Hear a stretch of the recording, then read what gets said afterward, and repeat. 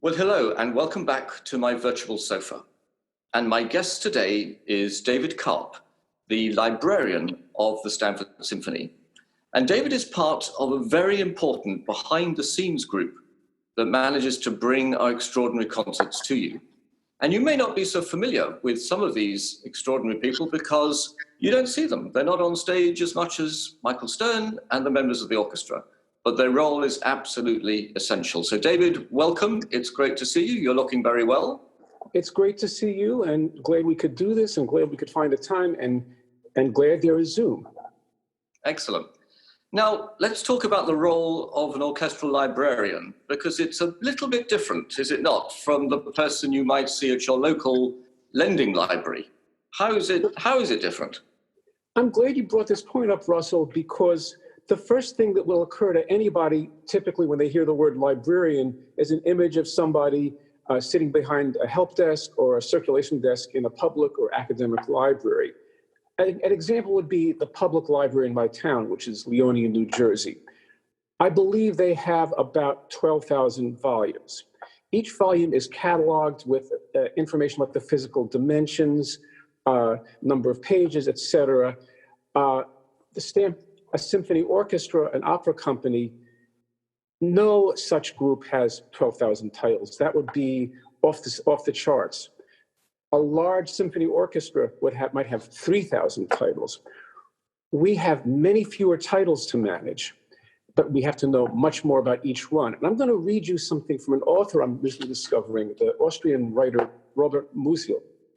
He worked briefly as a day job as a librarian in the university, and he said, "The secret of a good librarian is that he never reads anything more of the literature in his charge than the title and the table of contents. Anyone who lets himself go and start reading a book is lost as a librarian. He's bound to lose perspective."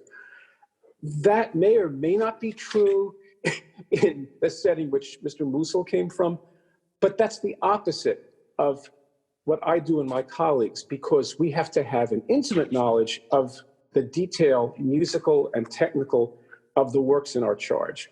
So that's the beginning. I was going to ask you, let me interrupt you there. I was going to ask you about that. How much musical, technical knowledge do you have to have as librarians? You don't play an instrument, but presumably you have to read music and so on? In fact, most orchestra librarians did, or in fact do, play an instrument or sing. You can't function well in a symphonic or opera or ballet setting or academic orchestra setting without fluent musical literacy and empathy. I'm going to give this a reduction to the simplest principle, which is the fact that symphonic music, opera, ballet, is, since we use written music, it is read in real time. And because of that, a problem in production can become a problem in performance. That's a summary in about 20 words or less of why my field is important. Because our job is, as Russell said, a support role. We're behind the scenes. We're not seen very often. There are very few librarian solos, thank God. But we keep the balls in the air. Let's go right back to the beginning. The music director will choose the programs, and you'll get the season's programs, the 5 concerts that we're hoping to do next season. What do you do first? What's the plan once you know, okay, here are the works we're going to play in the 2021 season? The first step is determining the sources or source. The source may be the music director. But if that's not the case, the source could be the library of the orchestra. But if that's not the case, then you have to source the music, which means finding out who the publisher is. Is it a rental? Is it a sale? And there is a difference. A lot of music written before it would be under copyright can be purchased. A lot of music which is under copyright cannot be purchased. Some can be, but a lot of music that symphony orchestras play has to be rented, where you order the music, you get a rental quote, it's shipped according to a certain schedule, you use it, you get it back within the stipulated time period. The economics of producing music for orchestra has traditionally dictated that, to keep things very simple. That's changed somewhat because of the internet and PDFs. There's music where the publisher sends the customer, in other words, the orchestra, PDFs, and we make our own parts. So in a sense, does that mean that we librarians and our employers become publishers? In a way, yes. This is part of the advance of technology. So anyway, we determine the sources. We find out the prices. We find out, are they negotiable? We find out how readily available they are. We have to be very specific about editions. We don't want to get the wrong edition.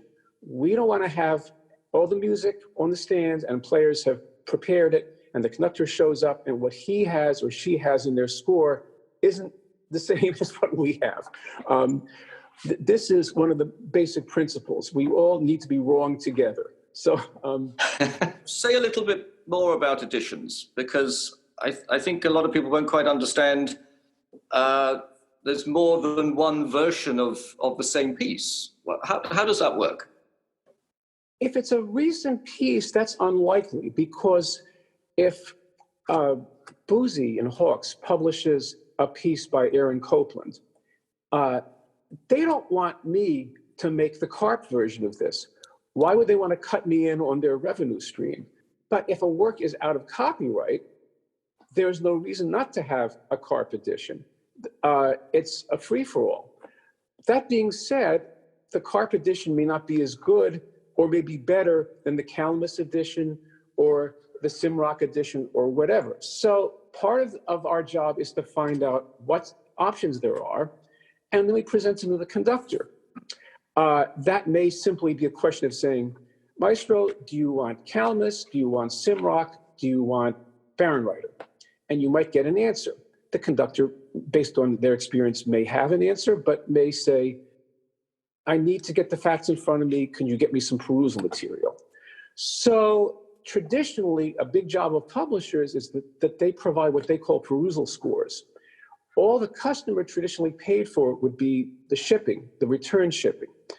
Based on that, the conductor makes a decision, and there could be an artistic administrator who could weigh in too. This can get particularly dicey outside of the straight and narrow symphonic world, when you're dealing with opera, ballet, film music, and any kind of pops music. You can really get into all kinds of interesting trouble if you have a different version. As John Mauceri, the conductor, says, film is America's opera. And so as a result, in the last 20 years, there have been an increasing number of concerts of film music in a concert setting. Stamford Symphony did a very successful one in January 2019, if I got the date right. One of the iconic film scores, to give an example, is the string-only score for Psycho of Hitchcock, which was written by Bernard Herrmann. The music is considered to be effective enough, moving enough, dramatic enough that it stands on its own without the film image. The problem is that there are 41 cues. There are 41 little bits of music that are either underscore in the clear, and there are several suites, and you have to know exactly what you want. Because if you get the wrong one, somebody may be unhappy, mainly the conductor. Okay, so the music arrives. Let's say we don't own it at Stamford Symphony, you've rented it, it arrives.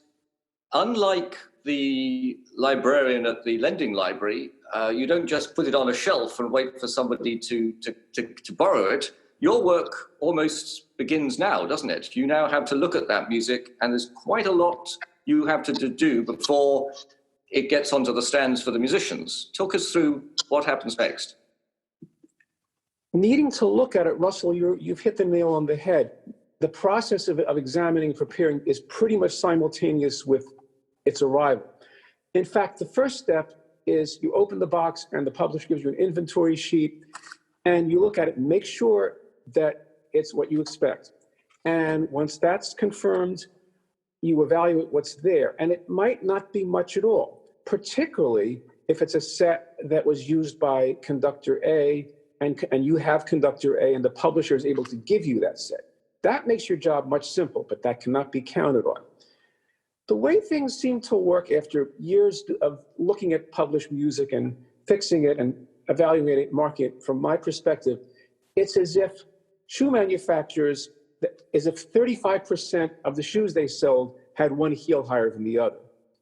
That may seem a little strong, but that's how it feels, because you can spend a lot of time avoiding problems at a rehearsal. Rehearsal time is not cheap.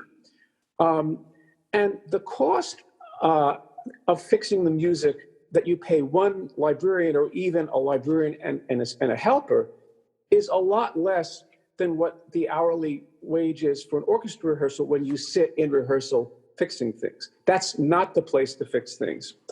And so what can be fixed? Well, I have some visual examples of what can, if not a fix of something drastically wrong, make something righter. And it's a given that there's always something you can do to make the process better. And a lot of it is knowing your customers being your musicians. I'm going to demonstrate a few things that I do either on site or in my own studio. And the first is dealing with the strings. The strings are the largest group numerically in the orchestra. You see the strings first, they're closest to the stage. They move their bows up and down. The process of doing that is called bowing, and that is, for the strings, what passing of breath over the vocal cords is for a singer. No bowing, no music. And bows either go up or down. So we have the term up bow and down bow. And there are graphic symbols for this, because you sit in a concert hall and you see the strings play and the bows go up and down. And it looks impressive because they go up and down together, typically.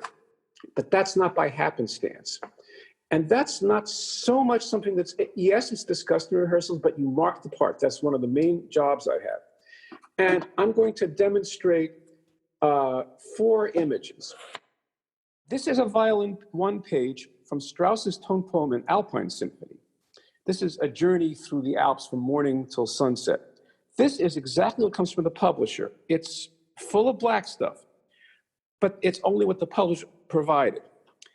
The strings have to know, the first violins have to know if the bow goes up or down, and maybe how much bow or where they start. These are all important considerations. Here is a page that I have marked in pencil, copying from a master that a concertmaster or principal first violin gave me. So this is what the players get, and I don't just do this once. If there are 6 stands of first violins, I do this 6 times.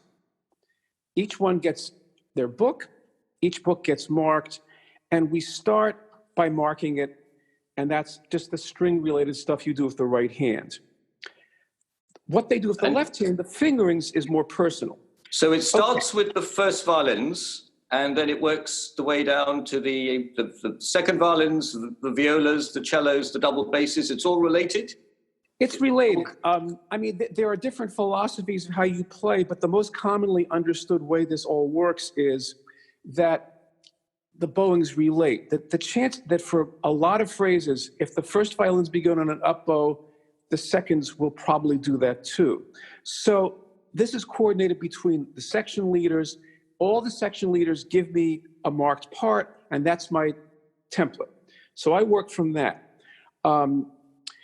Okay, now here is the same music, a third view. This is post-performance. It's the same bowings, the ups and downs are in the same place, but occasionally you'll see little squiggles, you'll see flats and sharps, you'll see numbers. The numbers are fingerings. I don't mark fingerings. In professional orchestras, we don't, because that's very personal, because people's hands are different. So players will mark in fingerings to remind themselves of what they consider the most practical way of executing the passages.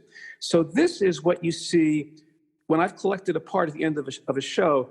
This is how it might look compared with this. So musicians, apart from their instruments, they absolutely have to have a pencil with them as well for adding all this detail. Always. Now, what about things like repeats, or sometimes I know I've seen musicians, they have difficulty with a particular page turn, and sometimes cuts are made in pieces. All those things you have to be prepared for as well. I'm going to illustrate a couple of those things. And I'm going to take as an example the cello part in a work that we were going to play in the Stamford Symphony in March, the Dvorak Serenade. Hopefully we'll get a shot at this sometime in the future. The cello part is basically usable, but there were some places where the publisher didn't really think about the page turns. And here's an example. The first page, you have basically 3.5 beats, if you look at the lower right corner, to whip the page across to the next page. It's not terrible, but it's not as good as it could be, because if you look at the next page, you'll see it's not one line, it's 2 lines, because string players can turn for each other. But if both players have their own part to play, that's a problem. So I redid the cello books. What was a right page is now a left page. So your eye moves to the right and upwards, and there's no page turn. You took away the whole need for the musician to turn the page. Simple but ingenious, and it has to be done. It has to be done, and this is done all the time. And particularly if there are technically hard places, or if you don't have a stand partner, if you're a wind player, you play your own part. David, an obvious question viewers are going to ask is, why isn't the music printed like this in the first place? Why do the publishers print it with these difficulties already there, and you have to fix them? If somebody could explain that to me, this is, that's a whole other topic. I mean, based on the history of the publishing industry and the economics driving the publishing industry. It's more paper, I suppose, more expensive. It needs more paper and yes, all exactly. those things. The mindset of people in publishing is they're looking to maximize their profit, like any business, because publishing is a business. And if making a less efficient page turn saves some money, then they'll do it. You're the victim of last-minute changes, and sometimes programs have to change. Somebody is sick or cancels or whatever, but you have to be ready. Well, it's not if this happens. It's when, how frequently, and how awkward or less awkward it might be. First of all, I spend a lot of time in the opera world and the ballet world. Singers get sick, dancers get injured. And we accommodate that because the show must go on. What we do reflects the larger world. We sometimes act like we're in a bubble, but we're not. An example that related to the Stamford Symphony is, I believe the year was 2016, but there was a terrorist attack in Paris, and the news came Friday evening. The next day, the Saturday, was the dress rehearsal and the concert. And our music director, who was not able to be there but still was involved, thought it was really important that we play La Marseillaise to show solidarity with the French people. The problem is, Stamford Symphony doesn't own La Marseillaise. So what are the possibilities? It was 10 o'clock when I got this request. I could, in theory, have gone to a local orchestra with a big library, for example, the New York Philharmonic. But I didn't think that they would necessarily be available to help out at that point. They'd probably be finishing their concert. And I thought, how am I going to do this? And I thought, let's try the West Coast. They're 3 hours earlier. One of my colleagues will be just setting up for their concert. This was actually good timing. They just put their music out. They're sitting in the library waiting for the show to begin. So I started with Los Angeles Philharmonic. And as luck would have it, somebody was in the library, and he looked in his file. Yes, we have an orchestration. He sent me PDFs. I printed them out. Case closed. But a lot of disaster preparedness is facilitated by the fact that we are orchestral librarians. We are part of an international brotherhood, sisterhood of people who are there for each other. We seem to have the helpfulness gene. And technology helps because this happens all the time. I would say it's a rare day where somewhere in the world, some musician doesn't forget their music, something doesn't go wrong. And they go to the library and say, help. And I can go to one of my colleagues and say, help. So disasters are much easier solved than they used to be. And technology is a lot of it. But the growth of librarianship as a profession and as a way of life is a lot of it too. Now, you mentioned technology, and you can't go to a recital these days without seeing a pianist or a string quartet. They're all playing from iPads or tablets or whatever. There's no paper copies of the music on stands anymore. And yet, all the parts at Stamford Symphony are still paper scores. Can you envisage a time when you're going to have to be an IT guy rather than a librarian, and the musicians are going to have electronic music stands with the music on them? Is that happening already? It's happening already and is happening more and more. It hasn't happened in a global way. In some parts of the industry, it's happened faster than others. In fact, most symphony concerts, people still use paper to perform from. Not everybody wants to put a lot of faith in technology. And that can be, and there are reasons for that. I mean, musicians are fundamentally very conservative in these ways. That musicians don't want to change. They have a comfort zone. But I think, and I don't think pencil and paper is ever going to totally go away, but I think at a certain point that playing from screen is going to be super common.